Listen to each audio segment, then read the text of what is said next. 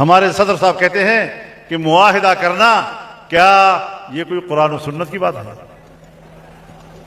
بھئی آئین میں ترمیم کی ہے آپ نے، صرف معاہدہ ہی نہیں ہے، آئین پر عمل درآمد نہیں ہے۔ اور اپنے لیے کیا کہ تا حیات اب میں مستثنا ہوں گا، کوئی مقدمہ میرے خلاف نہیں ہوگا۔ زرداری صاحب، ہم کب آپ پر مقدمہ چلانا چاہتے ہیں، لیکن اگر یہ استثناء آپ نے حاصل کیا اور کل صدارت کے بعد تم نے کوئی جرم کر لیا، کسی کو قتل کر لیا، تو کوئی پوچھنے والا بھی نہیں ہوگا۔ کیا اس طرح کا استثناء خود رسول اللہ صلی اللہ علیہ وسلم نے لیا ہے؟ کیا اس طرح کا استثناء خلفائے راشدین نے لیا ہے؟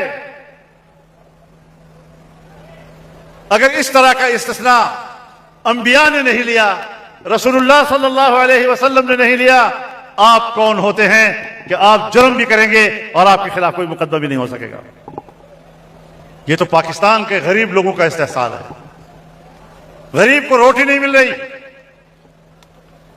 غریب کو زندگی نہیں مل رہی، غریب اپنے بچوں کے اسکول کے فیس نہیں دے سکتا، غریب اپنے بچوں کے علاج کے لیے دوائی نہیں خرید سکتا۔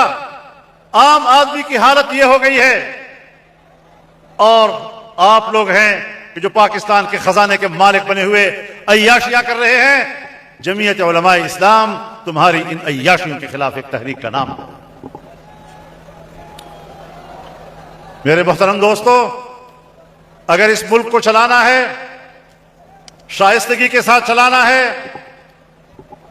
آئین اور قانون کی روشنی میں چلانا ہے، تو پھر جمعیت علماء اسلام کا راستہ کھولنا ہوگا۔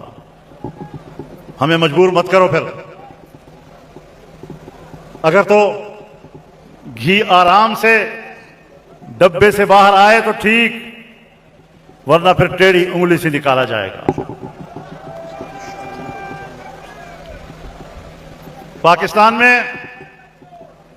پاکستان میں جو سیاست ہو رہی ہے، یہ سیاست آئین کی سیاست نہیں ہے، دلیل کی سیاست نہیں ہے، یہ قوت کی سیاست ہے۔ آؤ معقول طریقے سے ہمارے ساتھ بات کرو، ہمیں مجبور مت کرو۔ آج اگر ہم نے آواز دی، پورا پاکستان اول تا آخر اسلام آباد کی طرف چلنا شروع کر دے گا۔ اپنی پالیسیوں پر نظر ثانی کرنی ہوگی، اور سیدھے ہو جاؤ، الیکشنوں میں چوریاں مت کرو، جمعیت علماء اسلام کا راستہ مت روکو، ورنہ جمعیت علماء کے بغیر تم کوئی مسئلہ حل بھی نہیں کر سکو گے۔ وہ کبھی کبھی ہم کہتے تھے نا کہ جمعیت کے بغیر حکومت بنتی نہیں، اور اگر بن بھی جائے تو چلتی نہیں۔ تو آج حکومت بنی ہے لیکن چل نہیں رہی، لیکن انشاءاللہ العزیز تحریکیں رکتی نہیں ہیں۔ آپ کی تحریک انشاءاللہ چلتی رہے گی، جاری رہے گی۔ بیٹھنا تو نہیں نا آپ لوگوں نے، سفر جاری رکھنا ہے۔ میں پشین گیا تھا، وہاں تا حد نظر لوگوں نے بہت بڑا اجتماع کیا، اس کا اثر آپ کے صوبے پہ ہوا، آپ کے لوگ جاگ اٹھے۔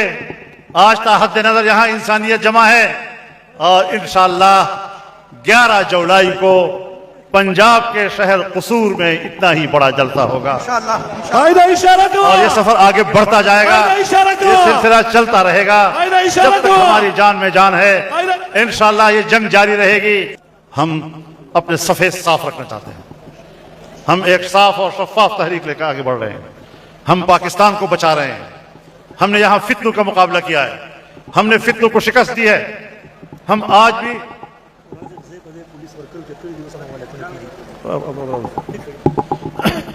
ہم لوگ ان حالات کا مقابلہ کر رہے ہیں، اپنی جانوں پر کھیل کر مقابلہ کر رہے ہیں، اور انشاءاللہ پرامن طریقے سے یہ تحریک آگے بڑھے گی۔ انشاءاللہ پرامن طریقے سے ہم انشاءاللہ کامیابیاں حاصل کریں گے۔ یہ ملک کسی کے باپ کی جاگیر نہیں ہے، یہ ملک ہمارا ہے، ہم اس کے وفادار ہیں، اور اس سرزمین پر وہ نظام لائیں گے جس میں ہمارے ہر شہری کو اس کے حقوق مل سکیں، جس میں ہمارے بچوں کو آسان تعلیم مل سکے، آسان علاج مل سکے، آسان زندگی مل سکے، اور اسی کے لیے آگے بڑھ رہا ہے۔ ہم جلسوں میں لاؤڈ سپیکر اڑانے والے لوگ نہیں ہیں،